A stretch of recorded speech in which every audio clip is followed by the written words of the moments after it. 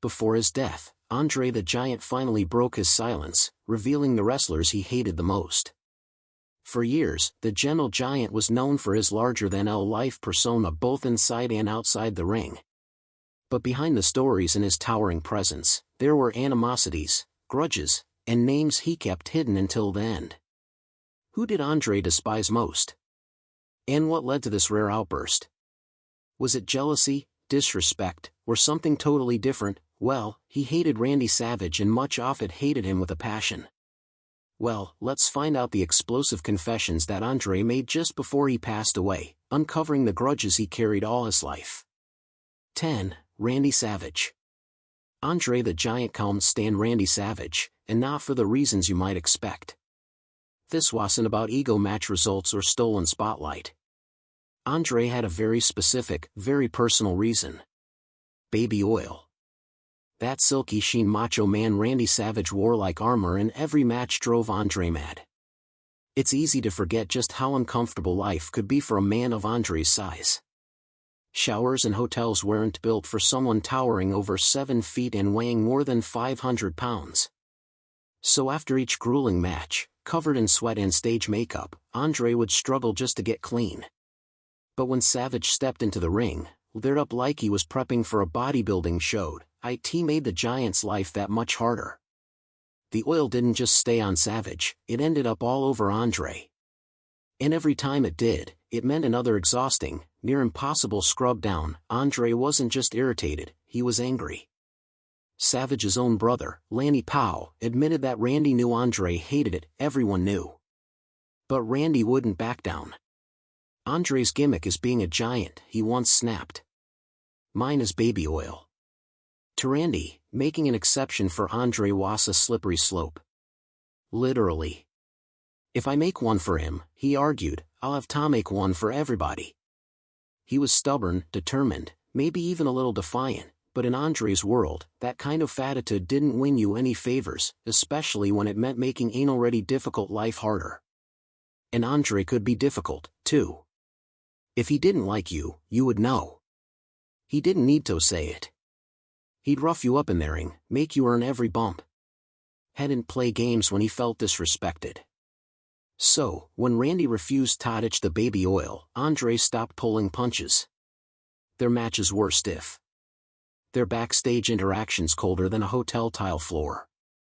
And while Randy might have had the guts to stand his ground, it came at a cost. A very large, very strong, very French cost. 9. Hulk Hogan. Andre the Giant didn't like Hulk Hogan. That's the truth.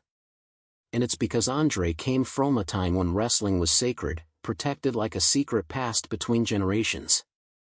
Hogan, on the other hand, came in loud, young, and at least in Andre's eyes, disrespectful. He was flashy, self-assured, and believed he could be just as big and strong as the Giant himself. Big mistake. In those early years, Andre didn't see Hogan as a peer. He saw him as another kid playing tough in a business he didn't yet understand. So, he beat on him, not in a kind offensive showbiz way. No, Andre made sure Hogan felt every bump, every slam. It was his way of saying, you don't belong here yet.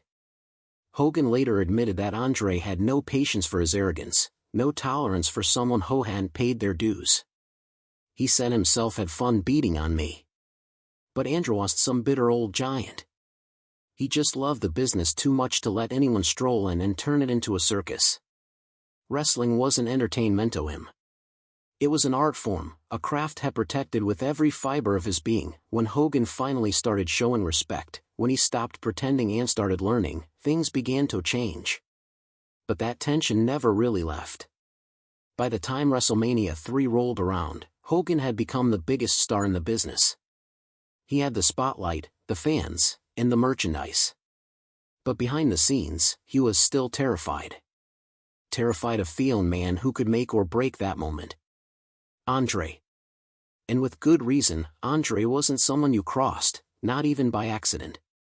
Hogan was so nervous before the match, he actually wrote down how he wanted it to go. Something unheard of back then. If Andre had known Hogan scripted the match, Hogan himself said there would have been a red and yellow blood spot in the ring. That's how real the fear was. And yet Andre followed that script. Or rather, he allowed it to happen. Not because he suddenly loved Hogan, but because he respected the moment and perhaps finally respected the man. Bobby Heenan, who managed Andre during that match, said Andre knew this was his last big run. He chose to pass the torch, but if Andre had wanted to crush Hogan in the ring that night, he would have. 8. Big John Studd. If there was one man who truly tested Andre the Giant's patience again and again, it was Big John Studd. Studd didn't just compete against Andre, he tried to replace him. That was his first mistake. He wasn't subtle about it either. He went around telling people he was going to be the new Giant. He even started taking growth hormones like size alone could crown him. For Andre, that was an insult. Imagine telling the one man who defined the term giant that you were coming for his throne. You might as well spit on the legacy he built. In one infamous match in Des Moines, Iowa, Studd crossed a line that had nothing to do with fists or promos. He stepped over the top rope. Now that might seem small, but in the unwritten code of wrestling, that was Andre's move, his symbol, his moment. And he had told Studd politely, firmly, repeatedly not to do it. Studd kept doing it anyway. That night, Andre snapped. He beat the man so badly that Studd picked up his bags, walked out of the locker room, and didn't come back. He didn't return that night. Perhaps it was never on Andre's mind. And if you ever wondered whether the hatred was mutual, well, let's just say Studd learned to keep his distance. Maybe he started out thinking he could match Andre, even surpass him. But when you get thrown around by a 500-pound mountain of fury and pride, that kind of off-talk tends to die down fast. 7. Kamala. At first glance, you'd think Andre and Kamala were made for each other in the ring. Two towering giants larger than life booked to clash in arenas across the country. But behind the curtain, Andre disliked Kamala. It started in 1982, back when Kamala, also James Harris, was still finding his feet in the business. In his first match with Andre the Giant, something went wrong. It was a misstep, and it happens all the time in wrestling. But Andre didn't handle it with grace. He called Kamala a dumb sob in the middle of the ring. Loud and sharp. Then he came at him. So Kamala fought back. Right there in the ring, fists flying, no script, no performance. It wasn't about wrestling anymore. It was personal. And that was just night one.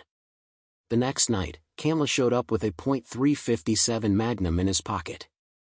Kamala entered Andre's dressing room, pointing his finger at the Giant's nose and resting his hand on the gun for safety. And you'd think Andre would have stood his ground. But the moment Kamala stepped up, Andre's hands shot into the air. He had a big smile on and he said, "Sorry, boss. I didn't mean it." He backed down, not because Kamala was bigger, but because he was done playing. After that, things changed. Andre was never hostile toward Kamala again. Respect was forced into place. But don't mistake that for friendship. Kamala made it clear in later years, Andre wasn't the gentle giant people loved on TV. He had a nasty attitude, Kamala said, temperamental, rude to the fans, rude to the boys. And while Andre eventually worked matches with Kamala all over the country, the respect was laced with tension. Kamala didn't trust him. Not really. He kept that gun nearby for a while, just in case the Giant snapped again. Andre may not have hated Kamala after that moment, but it's fair to say he never forgot it either. For once, Andre wasn't the one people tiptoed around. He was the one on the defensive, and that stuck with him. Maybe it taught him something. Or maybe it just scarred his pride. 6.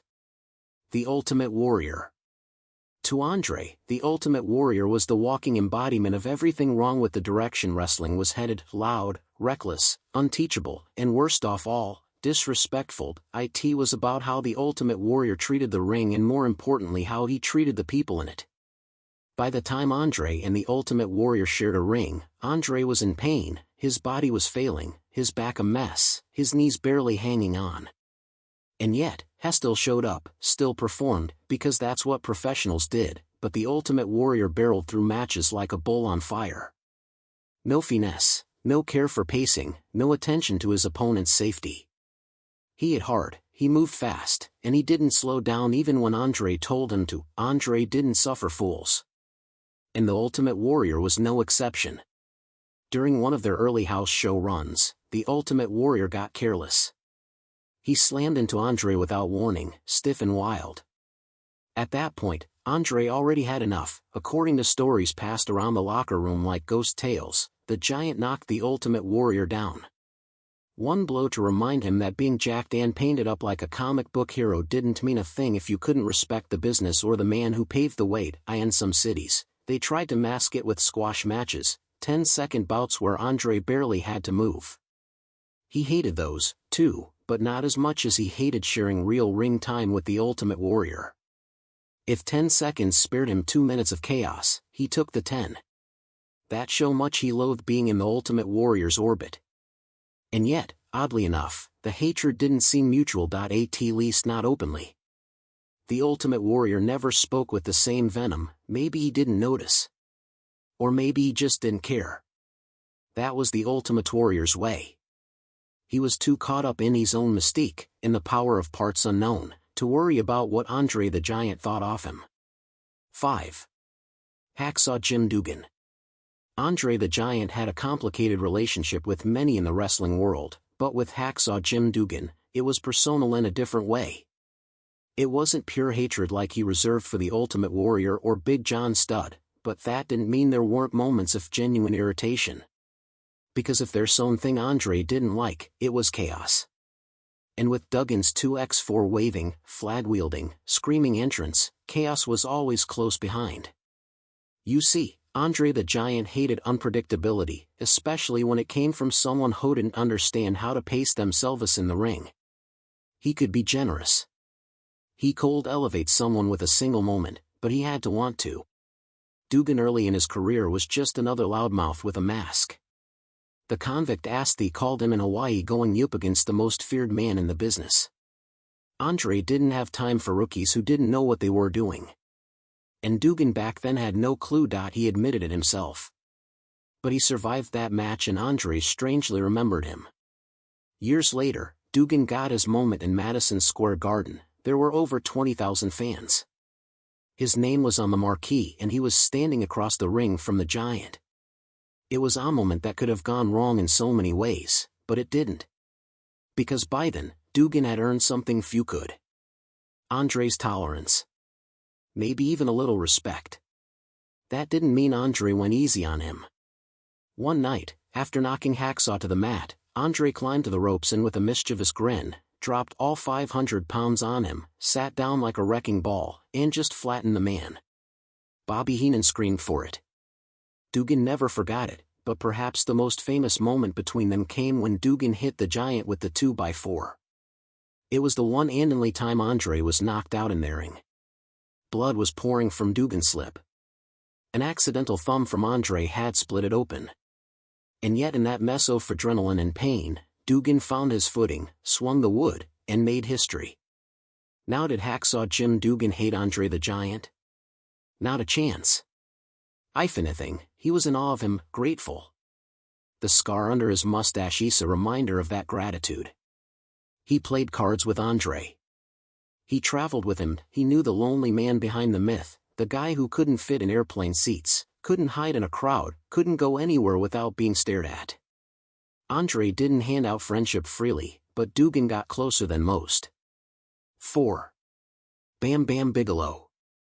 Andre the Giant despised Bam Bam Big Bigelow. Andre believed he was the superstar, Theon who transcended wrestling, whose presence in a room could silence even the loudest egos. So when a young cocky Bigelow strutted into WWF in the late 80s, claiming he was making huge money and throwing his weight around the locker room, it didn't sit right with the Giant. Andre had a unique way of humbling people who got too big for their boots. And he didn't just talk, he did. One night at Madison Square Garden, Bigelow stepped into the ring thinking he was going to work a standard match. But Andre had other plans. According to Bret Hart, who witnessed the encounter, Andre got his hands on Bigelow and nearly killed him. Andre squashed him brutally and deliberately. It was a message the entire locker room understood loud and clear. After that, Bigelow's ego was deflated like a cheap beach ball. Whatever dreams